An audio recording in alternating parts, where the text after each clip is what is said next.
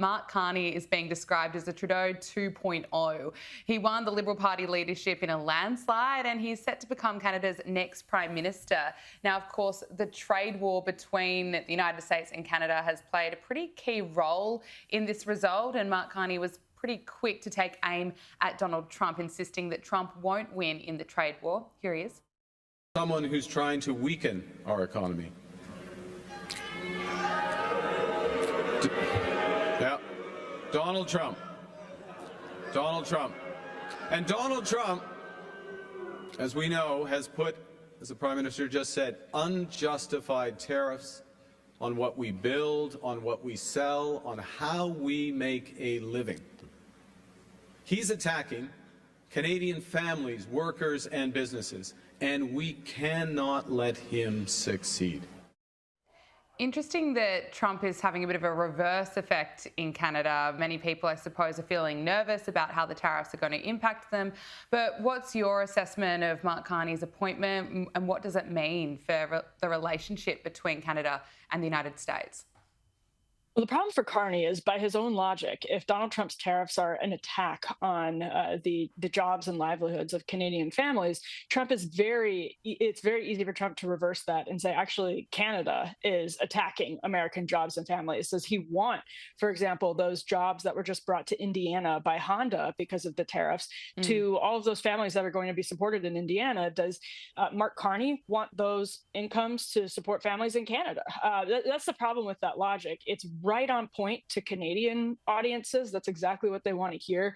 But it's foolish and tone deaf when you're negotiating with Donald Trump. There have been really, I think, smart comparisons made recently between the way Mexican president, and a fairly progressive Mexican president, by the way, Claudia Sheinbaum, and Justin Trudeau, and now Mark Carney, and their party in general, have handled these negotiations with Donald Trump. The contrast is really, really stark. And Claudia Sheinbaum probably has almost all of the same frustrations as Mark Carney, but she's been able to operate much more deftly and gain Donald Trump's respect. And what doesn't gain Donald Trump's respect is this sort of bullhorn grievance politics from Canada. It's not what Donald Trump wants to hear. The problem for Mark Carney is it's what the Canadian public wants to hear, but it's really going to further upset the White House and make their situation worse in the long term. Yeah, absolutely. It's a good point. Look, let's talk about DOGE. The Department of Government Efficiency has announced a further wave of contract terminations, noting that they identified thousands of cases where more than $300 million in loans were granted to children. Yes, children. The loans were issued in 2020 and 2021 while the world was struggling with the COVID pandemic, and it's not even clear what they were used for. I mean, what's the reaction been in DC to the cuts, to what DOGE is finding? We just keep getting more and more evidence of waste.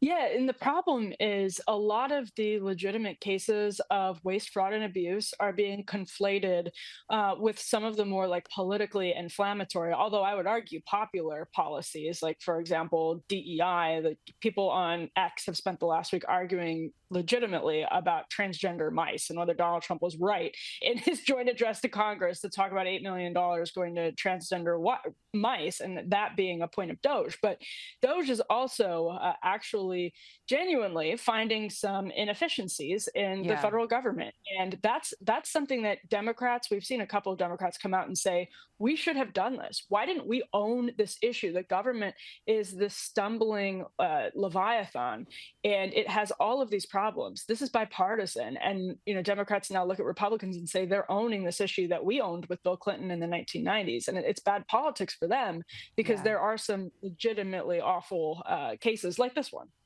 Absolutely. And you see people protesting and you just can't really even understand their argument when there are so many receipts being delivered every single day. But finally, Emily, there are more scare campaigns around Donald Trump because there haven't been enough of those. The new attack line is that Donald Trump could cancel elections. Joe Walsh, she's a former Illinois Republican congressman who ran for president in 2020, went on MSNBC to say this about the president. I think, Michael, the biggest failure of all of us during this Trump era has been the failure of imagination. We have not imagined how bad and how low he'd go. He tried to overthrow an American election 4 years ago. I have no doubt that he could try to stop the midterm elections. If he's physically able, he may try to run again in 28. This is really scary. It is scary, Eugene. I mean, I think some of us need to come back down to reality. We need to use our imagination more about what Trump could possibly do. It's not a very strong case. Well, and it's actually dangerous for the left to start making that argument, because there is a serious effort on the American right. It's very small right now, and it shouldn't be overstated. But at places like CPAC, there are legitimately arguments being made that Donald Trump should run for a third term, not that he should just appoint himself to a third term. And I don't particularly agree with this. I'm happy to hear the argument out, but there are people who want that. The problem for the left is that if they say he's just being dictator and he's just going to appoint himself and cancel elections, they're going to numb people by overshooting it. If there's a legitimate argument to be made about Donald Trump saying the Constitution should be amended to allow him to run for a third term, so it's not helpful at all, and it's just what Joe Walsh has been doing, sadly, for the better part of the last decade. Emily Jashinsky, Washington DC correspondent at UnHerd, thank you so much for joining us on Power Hour. Thank you.